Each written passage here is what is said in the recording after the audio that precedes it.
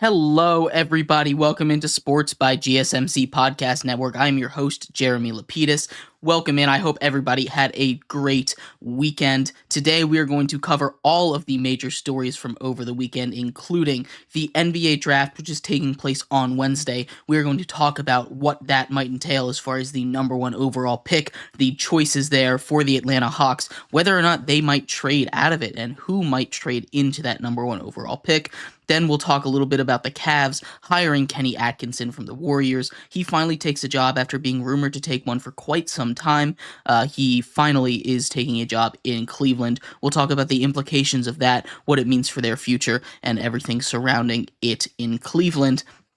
Then we're going to move to some hockey talk about Game 7 of the Stanley Cup Finals. That is going to happen tonight between the Oilers and the Panthers. The Oilers are one game away from starting a reverse sweep, just the fifth ever in NHL history, the second ever in the Stanley Cup Finals, first since 1942, and the first cup for a Canadian team, if they're able to take it home, since 1993. So we'll talk about all the implications, everything, all the storylines heading into Game 7 tonight.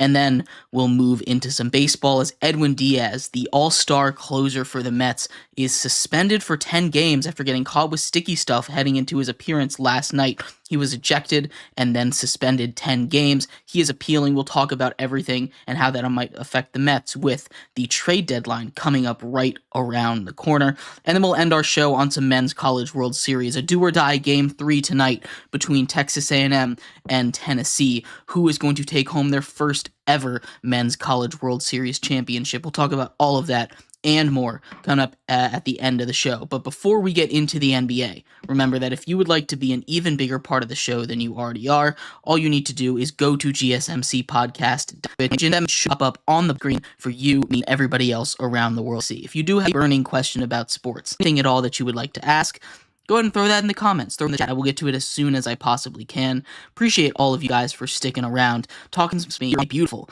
Monday afternoon. But like I was saying, we are going to start off talking a little bit about NBA draft. And the real question, this is a very interesting NBA draft. There isn't a clear guy. There isn't a guy that people are saying is come in and take over a franchise. But that's not to say that this is an awful draft, right? You know, there isn't that A1 level star that we expect in a lot of it. This is still a solid draft class. You know, you have some players that can be very, very productive here in the NBA. It's not going to be a superstar powered draft, but it is an interesting question at the top. The Atlanta Hawks have the first overall pick after winning the lottery in a surprise. They were fighting for that play-in spot in the East, and they end up getting the first overall pick instead. It's going to be a really interesting conversation whether or not they use that first overall pick. Are they going to sell? Are they going to try and build around that first pick? Are they going to keep Trae Young and DeJounte Murray and, you know, try and build around them? There's a lot of questions to be answered here in this draft, especially since it is one where isn't a clear number one pick. We haven't had something like that in the draft for quite some time. But let's talk a little bit about it, right? The Hawks have that number one overall pick. First question is, are they going to draft there? The Hawks are in an interesting situation where they have guys like Trae Young and DeJounte. That's a good amount of value if they were to trade them. And the Hawks are stuck in between trying to compete and deciding whether to blow it up, right? You have the core that in theory should be able to compete in a weaker Eastern Conference, but we're seeing the results, whether that be because of health, whether that be because the team isn't meshing together or, you know, not having quality man down low. The Hawks, for whatever reason, aren't and haven't been able to get that kind of cohesive unit that, you know, led them to an NBA Eastern Conference Finals just a couple of years ago. You know, this is a team that not too long ago was competing for a chance to go to the NBA Finals, and now they are number one overall pick in the draft, even though it was a weird lottery draw for them to get that number one overall pick. Another option is they trade it. There were reports that the Spurs were looking to trade up to that number one overall pick, and that would be a fun conversation to have, right? Victor Wembanyama being paired up with the number 1 overall pick, most likely someone from France, either Alex Sarr or Zachary Richard, right? These two French 7-footers that can continue to make that Spurs team the two giants. It's a very similar thing to what they did. Obviously, not the exact same, but kind of similar to the way that they built with Tim Duncan and all of those Spurs teams of the past.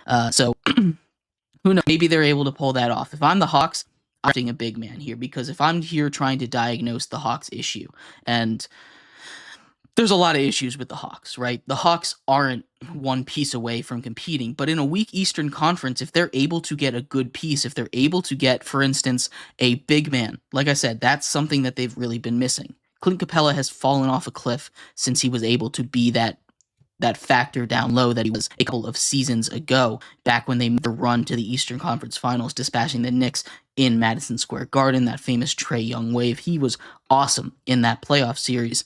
But this Hawks team needs that presence down low. Trae Young's able to find them, and Clint Capella hasn't been very good at finishing. There's some guys from France. If the Hawks are onto this pick and draft a guy like Alex Sarr there at number 1 overall, Alex Sarr is one of those guys. He's 7'4", right? And he has that spacing ability. He can also, as a 7'4" guy, be able to play center. He's got those long arms, play good defense. On the other side of things, the other Frenchman, and that's really what this seems like. It's a combination of, right? You have Richard, who's also, not a small guy himself. There's lots of 7-footers at the top of this draft that I expect to go. I think the Hawks will end up making this pick, and I think Alex Sarr is the guy. That's the way that the betting lines are going right now. The 7'4" Frenchman is going to add a huge compliment to Trae Young. We know what Trae Young is, right? He's a great offensive weapon. He's got great court vision. He's able to set up his guys. If Alex Sarr is able to put everything we've seen from him, all the tape that he's got, if he's able to put that on display, right, he's gonna make that team very good, right? Alex Sarr does have a little bit of inconsistent shooting from 3, but if he's able to keep a shot, and that's one of the things. There's ups and downs with all these players, and I think he's able to develop in the NBA the way that they want. It's gonna be a fun little combination with him and Trae Young. People are talking all the time about Trae Young going to the Spurs, right, and teaming him up with Wemby, which that's a fun little picture, right? But you get him his own kind of tall. You get his own kind of big man with the Hawks. He can make this team a team that can compete with the Celtics, right? A team that, again, this is a weak Eastern Conference, right? We saw how weak it was last year, and I don't expect every single team in the East to make a big jump this year, right? That Western Conference is tough to get through, but this Eastern Conference is ripe for one of those teams down low. A Hawks, a Heat, maybe the Pacers, who were a 6 seed, make that step. There's a lot of options here for teams in the East to take that next step up. Notorious TBG asks original thoughts on Josh Giddey, Alex Caruso trade. I cannot believe that was a trade that the Bulls made. Alex Caruso, one of the best defensive role players in the game, right? His ability to come in and affect the defense goes to the Thunder for essentially nothing, right? Josh Giddey is a guy that maybe has potential, but his shot is horrendous. He was a liability in the playoffs. He was benched, and I'm not going to say he's the whole reason why the Thunder couldn't get past the Mavericks, but they were attacking him defensively. They were leaving him open offensively. You couldn't leave him out on the floor. So I don't understand the trade. Maybe they're trying to tank. Maybe. And Chicago needs to reset. They need to reset hard. but not getting a single pick for Alex Caruso is shocking. I don't think they'll get much as far as draft value for Zach LaVine, for DeMar DeRozan, for Lonzo Ball if he's healthy enough to be traded. These guys just their contracts are too high. They're on expiring contracts, stuff like that. And Alex Caruso was the guy that you were going to get the most value for, and you just get Josh Giddey. And I quite honestly have no idea what was going through the heads of the Bulls front office there. But, it's great for the Thunder. This Thunder team, who was a 1 seed in the playoffs last year, right? They go through and they add Alex Caruso. Defense, as good as they were, you saw they were kind of struggling against Luka and the Mavericks, especially down the stretch. As good of a job as Lou Dort did on Luka, as good of a job as Lou Dort did on Luka in that series, we saw him figure it out down the stretch, and having more versatile wing defenders to be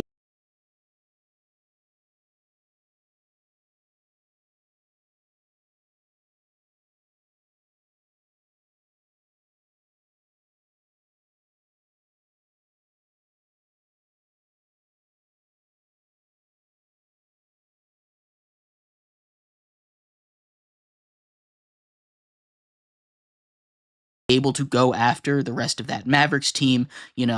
They were kind of double covering Luka, and that they left PJ Washington wide open in the corner a whole bunch of times, and that ended up costing them at the end of that game 5, I believe it was.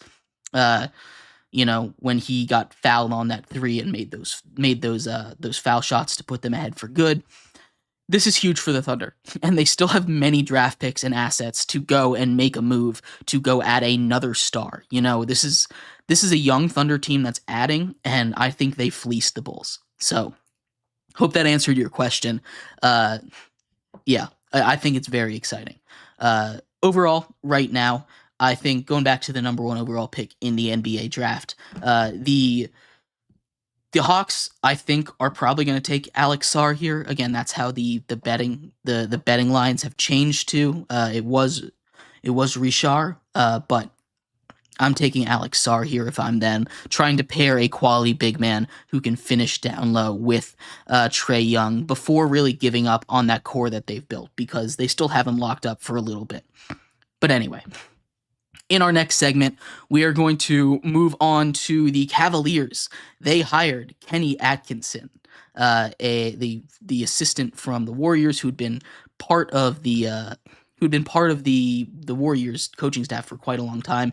The Cavs get their guy, quality head coach. We'll talk about that, everything it means for the future in Cleveland, and much more coming up next here on Sports by GSMC Podcast Network.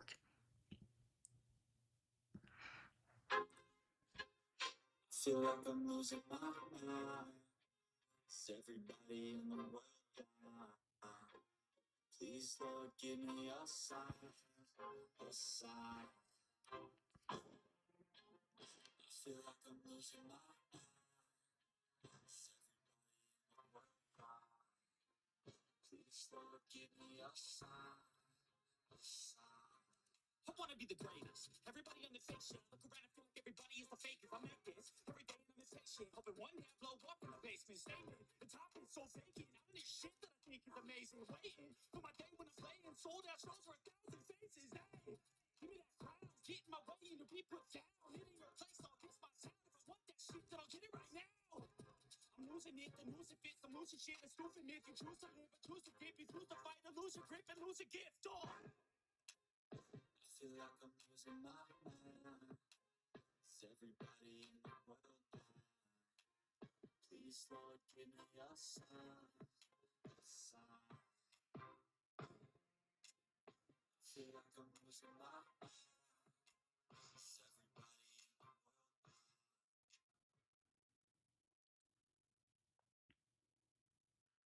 Welcome back to Sports by GSMC Podcast Network. I'm your host, Jeremy Lapidus. If you are just tuning in, we just talked a little bit about the NBA draft that is taking place on Wednesday, who might go number 1 overall, what the Hawks might do there, as well as if they will trade out of that pick. In this segment, we're going to talk a little bit more about the NBA. We're going to talk about the Cavs, what they did earlier today, hiring a head coach, and how that might affect their future. The dynamics with their star players there were a mess, and how Kenny Atkinson, the new hire, can help with that. But before we get into that, remember that if you would like to be an even bigger part of the show than you already are, all you need to do is go to GSMCPodcast.net. Leave a tip or donation with a message in it. That message should pop up on the bottom of the screen for you, me, and everybody else around the world to see. If you do have a burning question about sports, anything at all you would like to ask, go ahead and throw that in the chat. I will get to it as soon as I possibly can. For instance, answer that question about Alex Caruso. Notorious TBG said trading a 30-year-old with injury bugs for a 21-year-old that was a top 6 pick just a couple years ago doesn't seem bad. How does that make sense? I mean, like I was saying, Josh Giddey might have a little bit of potential, but right now, the way that he is, he doesn't have a shot. They were leaving him wide open in the playoffs. He was a liability on that Thunder team, and he doesn't add to a team that's trying to compete right now. Maybe if he has time to develop on the Bulls, given more opportunity, he can turn that into something. But I'm taking multiple firsts, because there were offers for multiple firsts for Caruso over Josh Giddey straight up. And maybe I'll have egg on my face, and the rest of the media will have egg on their face in the future if we're all wrong about this. But that's just the way it's looking right now. But yeah, that's just my thoughts on that. But we are going to get into a little more NBA coverage here. The Cavs hired Kenny Atkinson here for their head coaching vacancy in Cleveland, as well as Scotty Barnes, like Logical Raptors fanatic is saying, signing the rookie max in in Toronto. I mean, it's a huge thing. You talk about the guarantees. He said he signs for $225 million, not $280. 280 is based on all NBA and stuff. You ask why the media reports on that. I mean, it looks better, right?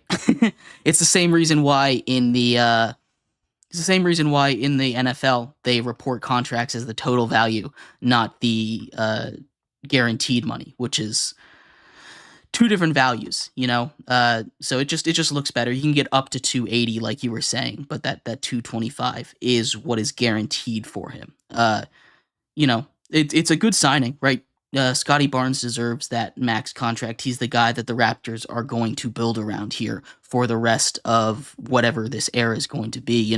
They won that championship, and that was their one and done. Now they trade everybody else, everyone away. Pascal Siakam goes. He just gets his max deal with the Pacers to stay there. So this is the new face of the Raptors, Scotty Barnes. And if they continue to build around him, there's a lot of bright spots there. The Raptors weren't that great, but if they can get a steal in the draft, picking in that top 10, this could be a good coming out party for them. Like I said, that East is weak, and there's going to be lots of teams down there. The Hawks, the Raptors could take that next step. There's teams that can really take advantage of how weak the East is and put together a great season and try to overcome. I think the Celtics are still going to be the heavy favorites, as they're going to bring back most of their core that they had in this playoff run where they just dominated. But a team like the Cavs, for instance, they fire their head coach, JB Bickerstaff, replace him with Kenny Atkinson. Kenny Atkinson is a guy that had been, in conversation for jobs for quite some time, right? There were lots of talks of him being offered positions a couple seasons ago, I believe, with the Kings before turning down and returning to the Warriors. But I think more Kenny Atkinson leaving is less of a hey, this Cavs team is really good, which it is. I like this Cavs team a lot. I think they have a lot of potential, especially if they're able to keep all of their stars together. Jarrett Allen, if he's healthy in that Cavs in the Celtics series, I think they're able to take a lot. Obviously, Donovan Mitchell being healthy is a big part of that. Darius Garland went off in that series. We saw a little bit of Evan Mobley, his potential. He flashed that when Jarrett Allen was gone. If we can have all four of those guys playing together, and I know it's a little tough, but if they're able to keep them together, I know there was a lot of talk in the offseason of these guys leaving, not working together, not loving it in Cleveland. That seems to have all blown over with this hiring of Kenny Atkinson, and hopefully he can keep all that locker room together, keep Donovan Mitchell and everybody happy as they look to compete again in a weak East that they can take advantage of if they just are healthy. And health is a big thing. You can't, control health, but they could. There's a lot of teams that could take advantage in the East. I think this is more an indictment on where the Warriors currently stand, right? Kenny Atkinson has turned down head coaching positions in the past to return to Steve Kerr's side as an assistant, right? He has done it recently, and it's worked out for him. He has a great coaching resume because he's been with the Warriors for so long, and it's not all because he's with the Warriors. He seems like a really great coach to help develop players and everything that he does over there. But moving on to the Cavs it's kind of a step back and take a look at where the Warriors are, right? Klay Thompson is up for contract, and all signs say that they're not going to sign him. I wouldn't sign him if I were the Warriors. He just had an abysmal year. He hasn't been the same since he took those 2 years off for injury, which is unfortunate, but that's what happens when your stars age. Draymond isn't the same, and he can't stay on the court because of all of his antics. Steph Curry is clearly past his prime, and his injuries are going to start to catch up to him. We saw it in the beginning of his career, and he's starting to be a little more injury prone down the stretch. But when he's on, and he's still a top 10 player in the league. He's still a great player, and if he's able to transition, his game will continue to be a 3-point shooting is never going to go away, right? He's the greatest shooter of all time. But there are, points where this Warriors team is getting old, and you can kind of sense the end of the dynasty. Not making it out of the play-ins this year really hurts, and you're gonna keep competing or keep attempting to compete as long as Steph Curry is there, because Steph Curry is an all-time great. Steph Curry is gonna stay with the team forever, and it's gonna be, hey, this is however he wants to do it, we're going to compete. It's a similar situation to what the Capitals are doing in the NHL with Alex Ovechkin, right? As long as he's there, we're going to try and compete, regardless if it's the best for us, right?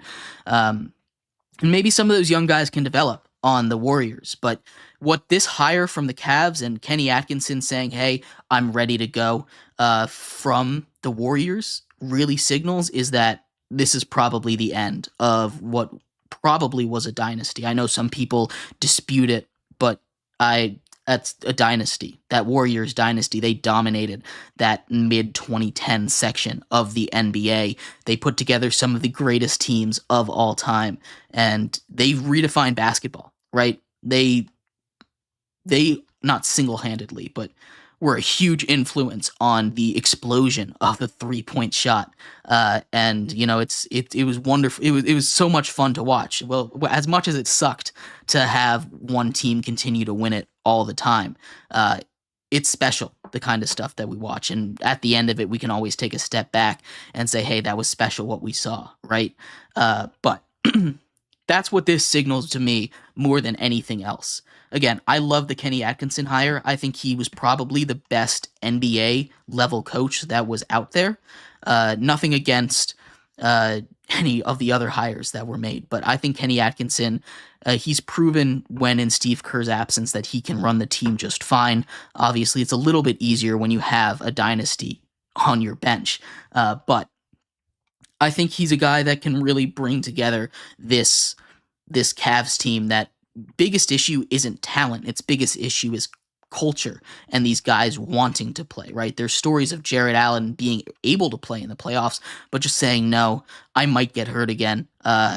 I'm not 100%. I'm not going to go in an elimination game, right? And that goes back to culture. And that's my feeling of why JB Bickerstaff ended up getting fired, not because of the success of the team, but because of the culture of the team. And Atkinson is a guy that I feel can really build that culture in Cleveland and make them successful.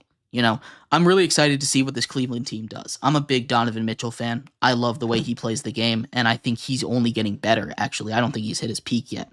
So I'm excited to see him paired up with, some of these other guys that are going to continue to reach their potential and what they can build around Donovan Mitchell and hopefully a healthy Cavs roster.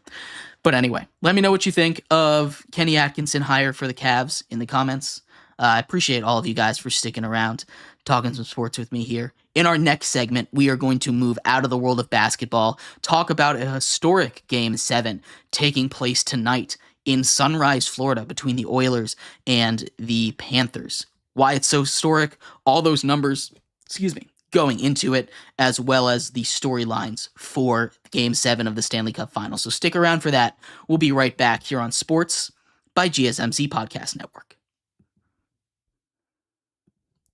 Looking for your daily fix of sports talk without having to pay for it?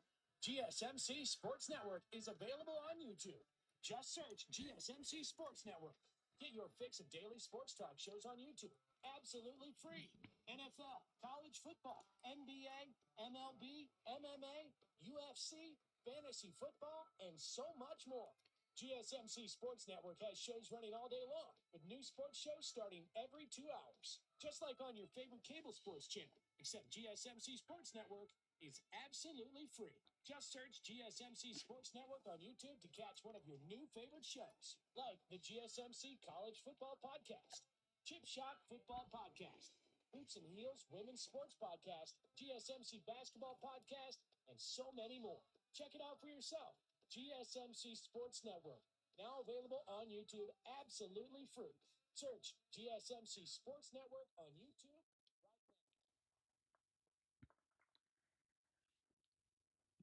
Welcome back to Sports by GSMC Podcast Network. I'm your host, Jeremy Lapidus. If you were just tuning in, we just finished talking about all the stuff NBA, including who might go number 1 overall in the draft, some more Alex Caruso talk being traded to the Thunder. We talked about Scotty Barnes getting his rookie max extension, and we talked about Kenny Atkinson being hired as the new head coach for the Cleveland Cavaliers.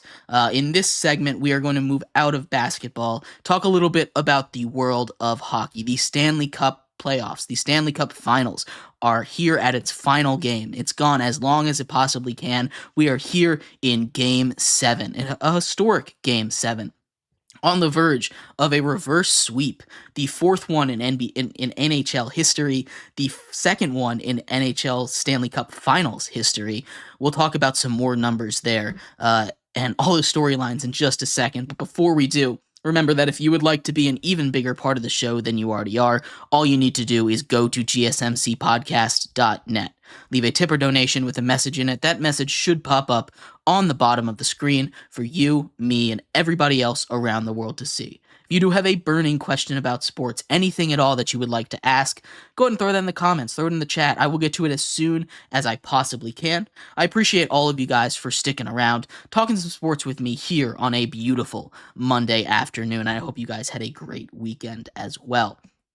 But like I was saying, we are going to talk a little bit about the Stanley Cup Game 7. That takes place tonight at 8 o'clock Eastern Time, 5 o'clock Pacific, so on and so forth. It is a massive game, right? You have what might be the greatest comeback in NHL history. Now, that's up for debate. There are 4 other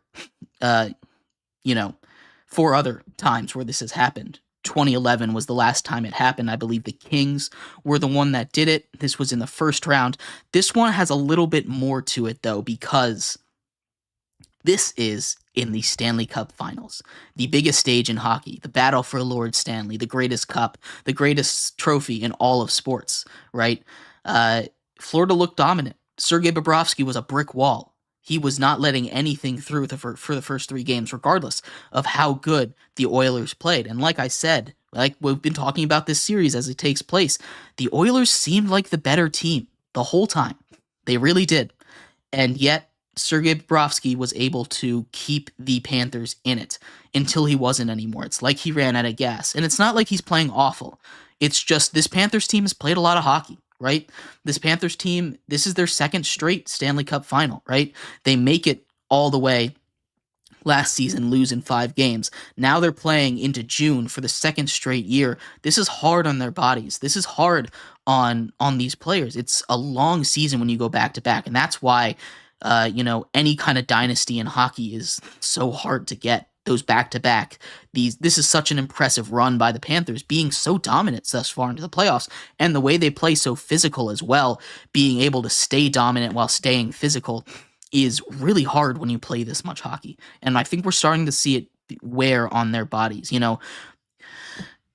But even worse than that, right? Because you can play through pain.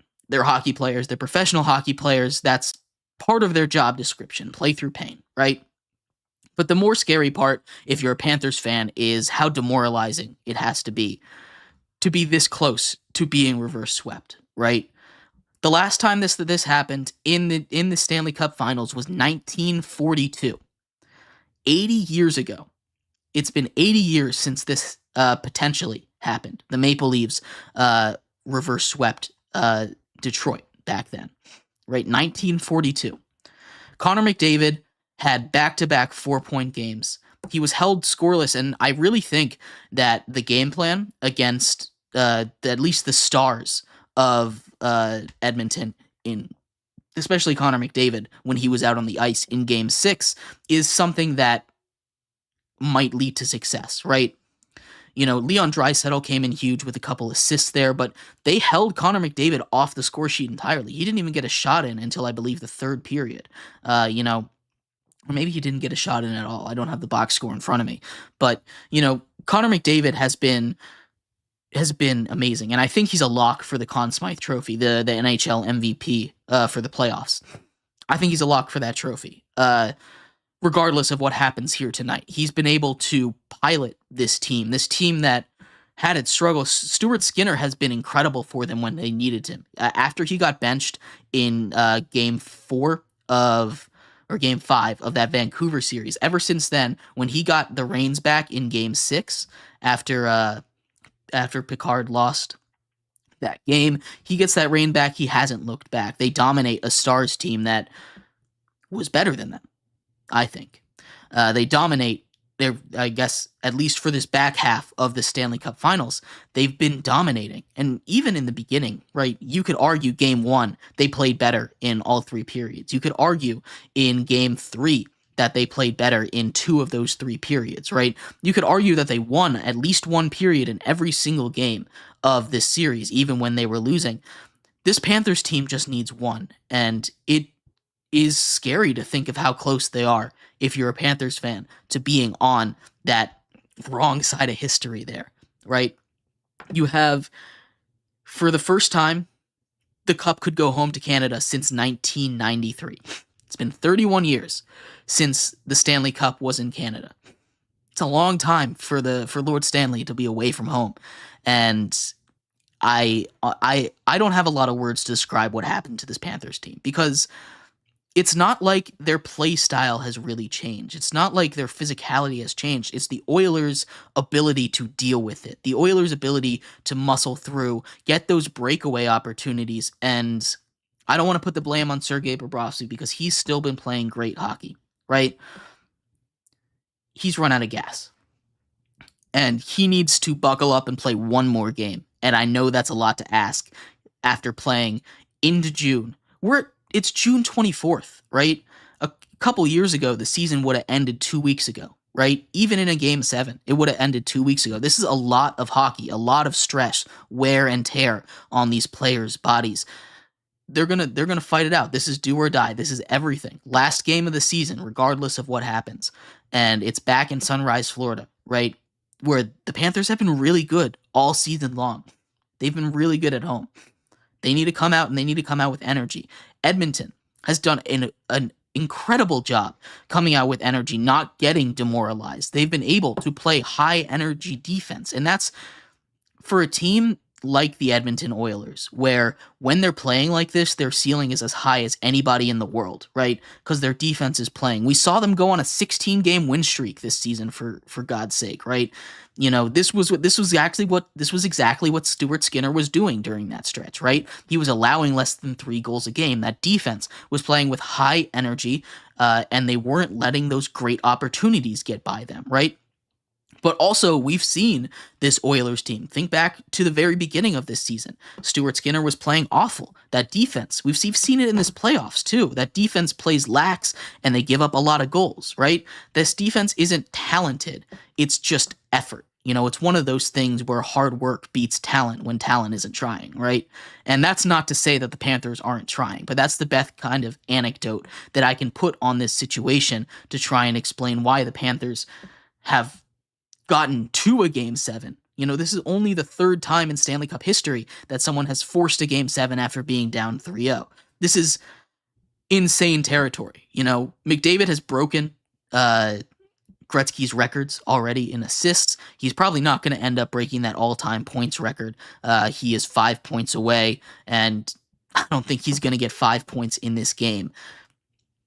Maybe he'll go out and prove me wrong, but there is a lot to look out for in this game tonight. There is a lot to keep an eye on, and I'm so excited that we get a Game 7 in hockey because there is nothing better than the Stanley Cup playoffs in sports. It's the best playoffs. It's the most intensity. Regardless of if you're a hockey fan or not, you can turn on a hockey game and you can tell how much effort that these guys are putting in and how intense it is, right?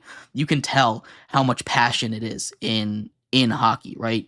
With it being back on ESPN, you get to see these people. You get more audience to hockey, more people that would have never watched it in their lives saying, "Oh, it's Game 7. I might as well turn it on." And you can sense the playoffs in hockey are like none other, right? You can watch the playoffs in basketball and be like, "Oh yeah, that's good basketball." But the energy level in hockey, the feel of the stadium is just completely different in the playoffs time. It's the best postseason in sports. And it's for the best trophy in sports, so I wouldn't have it any other way. This is the best game on the sports calendar every year, other than maybe the Super Bowl. But even that, maybe. I don't know. We'll see. But I'm very excited to watch this game tonight. Let me know what you think is going to happen. It's tough for me to pick against the Oilers the way that they've been rolling right now. I think I'm going to have to go with them, but Sergei Bobrovsky plays one more game like he played 3 games in this series, like he played against the Rangers in that Eastern Conference Finals series, right? He just has one more game left in him. It's over for the Oilers. So I'm really excited to see this. I'm going to take the Oilers. I'm going to take them 4-2 in this game. Empty netter. So 3-2, really. This will be a lot of fun. I'm excited for tonight. Game is at 8 o'clock Eastern time, 5 o'clock Pacific. So tune in for that. I'll be watching, and we'll talk about all of it tomorrow. In our next segment, though, we're going to move out of the world of hockey into the world of baseball. Continue our tour around the major American sports here. We are going to talk about Edwin Diaz, the all-star closer for the New York Mets. He is suspended after being ejected, found with sticky stuff heading into a save situation last night. We'll talk about what that means for the Mets as they were on a roll, maybe the hottest team in all of baseball after Grimace threw out that first pitch. We'll talk a little bit about what that means for the Mets' future and where this might lead then to the trade deadline. So stick around for that. We'll be right back here on Sports by GSMC Podcast Network.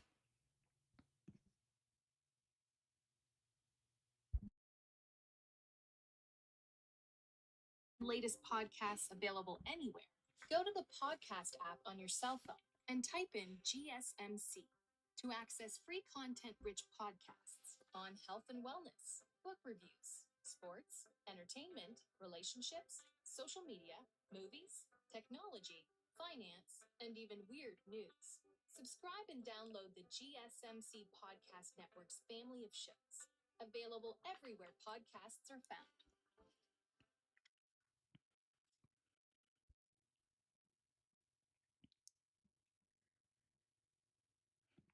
Welcome back to Sports by GSMC Podcast Network. I am your host, Jeremy Lapidus. If you are just tuning in, we just finished previewing Game 7 of the NHL Stanley Cup Finals. That'll take place tonight in just about 2 hours and 15 minutes. Most exciting game. Most exciting 2 words in sports, Game 7, and the most exciting playoffs. So I'm very excited for the game tonight. We will talk about the results of that tomorrow. I had the Oilers taking it 4-2 tonight. Let me know what you guys think. We also talked a lot of NBA in our first couple segments. We talked about Kenny Atkinson being hired by the Cleveland Cavaliers, and what that says about both the Cavs and the Warriors moving forward. We also talked about Scotty Barnes getting his rookie max extension, as well as a little more on the Alex Caruso trade and who might go number 1 overall in the NBA draft in just 2 days. But in this segment here, we're going to move into the world of baseball, the MLB. We're going to talk about Edwin Diaz.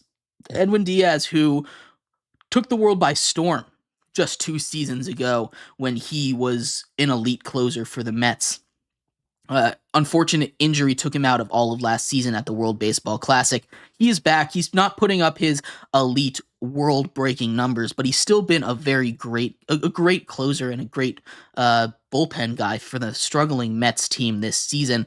He gets suspended for 10 games after trying to come in and close out a game. Umpires go out and test him, find sticky stuff on his hands. He's suspended for 10 games. We'll talk about what that means for the Mets in just a second. But before we do, remember that if you would like to be an even bigger part of the show than you already are, all you need to do is go to GSMCPodcast.net. Leave a tip or donation with a message in it. That message should pop up on the bottom of the screen for you, me, and everybody else around the world to see. If you do have a burning question about sports, anything at all that you would like to ask, go ahead and throw that in the comments. I'll get to it as soon as I possibly can. Throw it in the chat. I appreciate all of you guys for sticking around, talking some sports with me here on a beautiful Monday afternoon. But like I was saying, we are going to move into the world of baseball here, talk a little bit about the Mets. The Mets have been all over the headlines the last couple weeks, haven't they? You know, from being that team that was going to possibly get rid of guys like Pete Alonso, Edwin Diaz, to a team that's the hottest team in baseball, competing for a wild card spot. And we've talked ad nauseum about how crowded that NL wild card race is right now, and what a mess it's going to be to try and figure out who's going to sell, who's going to buy at the deadline because of that. The Mets seemed like clear sellers, right? And then they go on this run. They're 10-3 over their last 13 games. They went on a 7-game win streak after Grimace threw out that first pitch, which is hilarious, objectively. Something to grab onto is Grimace from McDonald's, which is awesome. We love that. We love the superstitions in baseball, and it's lots of fun. But now, with the Mets, right, we know how it is, right? Whenever something good happens, 2 bad things have to happen, because it's the Mets, and the Mets are going to Met. And they go on that 7-game win streak, and now they have to sacrifice Edwin Diaz for 10 games. He gets caught with sticky substances on his hands, heading into a save against the Cubs last night. He's suspended for 10 games. And this is a crucial moment for the Mets, right? We talk about that trade deadline. It's right around the corner. It's about a little less than a month from now, right? And that jostling for position in the wild card spot, that last wild card spot, those last 2 wild card spots really in the NL are going to make a huge difference for the future of this team, not just for this year, but for next year, right? They go and they say, hey, we're going to buy if they're half a game out. They go and they continue to be this high payroll team that's underperforming, right? Or they go and sell and they say, hey, this isn't working, we'll reset and we're going to rebuild, right? This is the conversation they need to have, and Edwin Diaz being out of the mix for 10 games could be the make or break point for this Mets team. It could be the make or break point for whether or not this Mets team decides to throw in the towel and rebuild, focus on that farm system, right? Edwin Diaz is one of those pieces that, you know, the Orioles could really use a closer. Nothing against Craig Kimbrell there, but they could use a closer, right? The A's are asking a lot for Mason Miller, right? And maybe they can get a less expensive closer, maybe in Edwin Diaz, who still has that elite upside. Kyle Finnegan is a closer that might be available for the Washington Nationals, or from the Washington Nationals. I don't think he'll be available because the Nats seem like they're a year away from competing, and trading him now, I don't know if that's the right move. That's coming from a Nats fan, though, so take that with a grain of salt. There's a couple of closers that are going to be available, and it seems like the one that, especially if this starts to go downhill for the Mets after this Edwin Diaz suspension, that's going to be the most available is Edwin Diaz, right? He's one of those guys that has a big contract. He has the ability to be moved, and he's not going to take all the skies and all the heavens to go get, right? Now, it's going to take a nice prospect, but it's not going to be like a Mason Miller kind of deal where he's younger, he's just getting into the league, and the A's are asking the world for him, right? You know, that one bright spot on the A's, they're trying to milk it as far as they can go. Edwin Diaz, it's not going to be cheap, but I think you could get an elite closer for cheaper, right? And that's really a distinction that a lot of these teams will get. There's a lot of teams out there that could use a closer, a lot of them. And if the Mets are able to keep this up without Edwin Diaz, maybe they buy at the deadline. Maybe they stand pat and say, hey, we'll run it back one more year after without injuries, right? But I have a feeling this is going to sound the death knell for the Mets and this run, right? They had their 100-win season. They were sellers last year, and now they're competing in a mediocre pool of teams, right? Someone's going to pull away soon, and I don't think it'll be the Mets. We'll see what happens. It's unfortunate. It's always interesting when the Mets are in the playoffs because you don't know when it's going to happen, when that implosion is going to go. But I do think that this suspension right here will lead to the Mets selling. I don't know how deep they're going to go in their bag of selling, right? Do they sell Pete Alonso? Do they sell Francisco Lindor? I don't know how deep they go, right? I do think that Diaz is someone that is definitely on the chopping block if they are sellers this season. So keep an eye out on that.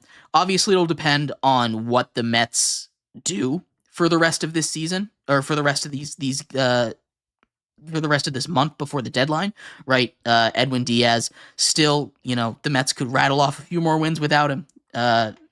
Maybe they go on a 10-game losing streak and it's all done.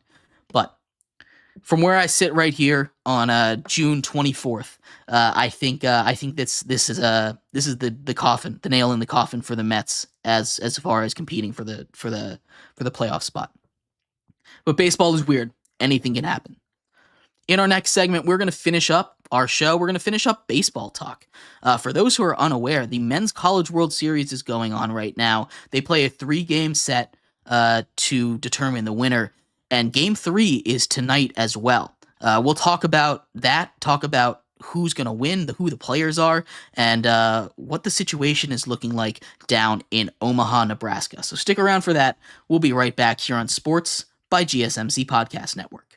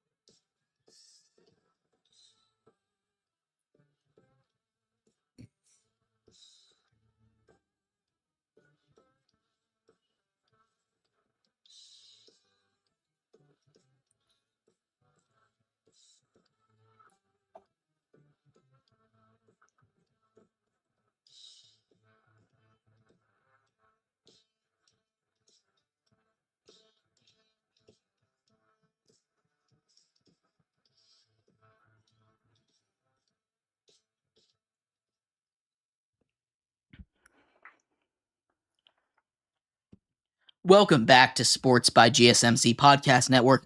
I'm your host, Jeremy Lapidus. If you are just tuning in, we just finished talking about Edwin Diaz receiving a 10-game suspension for a foreign substance as he came in to make a save on Sunday night. What that might mean for the Mets as they move into the future with the deadline looming and them being really in the middle of a situation there. We also talked about the Stanley Cup Game 7 taking place tonight. I have the Oilers winning that 4-2, completing a reverse sweep, the first one in the Stanley Cup Finals since 1942. The Cup returning home to Canada for the first time since 1993. and 31 years, respectively. A long time for both of those records to stand. It's going to be a big game tonight. And we also talked a lot of basketball at the beginning of the show. Kenny Atkinson, hired by the Cleveland Cavaliers, leaving the Warriors after turning down a couple of other head coaching jobs that were offered to him in prior years. Scotty Barnes getting a rookie max extension, what that looks like for the future of the Raptors. We talked a little bit about the Alex Caruso-Josh Giddey trade, and then we also talked about who might go number 1 overall in the NBA draft that is coming up on Wednesday. In this segment here, to close off our show, we're going to talk a little bit about the Men's College World Series. It's a 3-game set, and Game 3 is tonight. We'll talk about who the major players are, what the series looked like so far, and everything surrounding the big game in Omaha, Nebraska tonight. But before we get into that, remember that if you would like to be an even bigger part of the show than you already are, all you need to do is go to GSMCPodcast.net. Leave a tip or donation with a message in it. That message should pop up on the bottom of the screen for you, me, and everybody else around the world to see. If you do have a burning question about sports, anything at all that you would like to add, go ahead and throw that in the comments. I will get to it as soon as I possibly can. Throw it in the chat. Appreciate all of you guys for sticking around, talking some sports with me here on a beautiful Monday afternoon. But like I was saying, we are going to finish off our show today talking a little bit about the Men's College World Series. It heads to Game 3 tonight as Texas A&M, the 3 seed, the number 3 team in the whole country, takes on Tennessee, the number 1 team in the entire nation.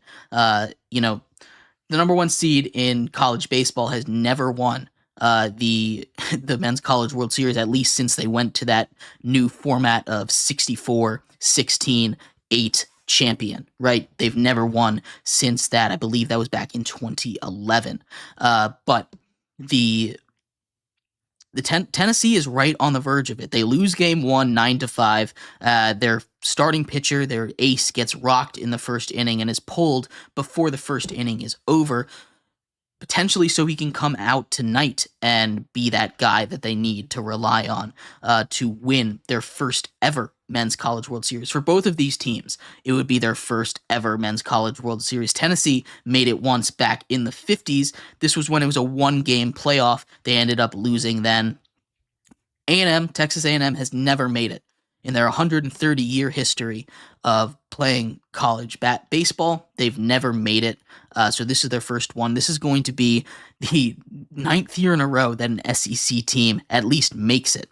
And they've made it in 11 of the last 12. So it's SEC domination in baseball. Very good that they got both sports there, right? But Tennessee is a great team. Their defense, especially in the outfield, is elite. You see them on a nightly basis make elite, tough layout plays in the outfield, crashing into walls, going airborne on dives. It's so much fun to watch. They've got, I believe, 2 or 3 guys that might go in the top 10 in the MLB draft that's coming up in a couple weeks, actually. We'll talk about that soon. Texas A&M, on the other hand, they don't have that elite player, right? But the entire team is great, right? They are very good at working counts. Their bats have been insane in this postseason, and the way that they've been able to continue to dominate everybody up to now. They win the first game 9-5. They lose the next one 4-1, and they had Tennessee shut out until the 7th inning. That bullpen needs a little bit of work. They've given up 4 runs to Tennessee in back-to-back games, and you can't count on your offense against the pitching of Tennessee to put up at least 5 runs, to give you at least a 5-run lead heading into that back half of the bullpen. So you do need a little more consistency out of the bullpen. But this is do or die game 3. Final game of the season in baseball, in college baseball. So we will keep an eye on that. I'm taking Texas A&M to win this game here. It's going to be a tight one. Again, it's been back and forth all series long, really all College World Series long, and Tennessee has dominated the whole way. They had some struggles with Evansville, who had a Cinderella kind of run to make it to the super regionals before falling to number 1 overall seed Tennesse. They took them to 3 games there. These are all best of 3 series, and they put up a nice fight for a team that had no expectations of making it that far. But this Texas A&M team has been equally as great. They went up against a Florida team that was hotter than anybody in the world of college baseball and dismantled them like it wasn't even close. Florida was coming off scoring 14 runs in a game, and they hold them to 1 domination to get to this point. These are probably the 2 best programs in the entirety of college baseball right now, but I'm rocking with Texas A&M to win this series. It'd be a first for both of them. The SEC is going to get a title either way, but I'm very excited to see what happens tonight. Let me know what you guys think of anything we talked about here in today's show. Tomorrow we'll talk about the results of Game 7. We'll talk a little bit more about the NBA draft. Maybe I'll make a mock draft for the NBA. We'll do a little bit of NFL offseason coverage and anything else that breaks over the next 24 hours. It will be in the show. So tune in tomorrow, same time, same place. I'll be right here on Sports. I've been your host, Jeremy Lapidus, here on Sports by GSMC Podcast Network. Hope you all have a great rest of your day, and I will see you tomorrow. Bye-bye.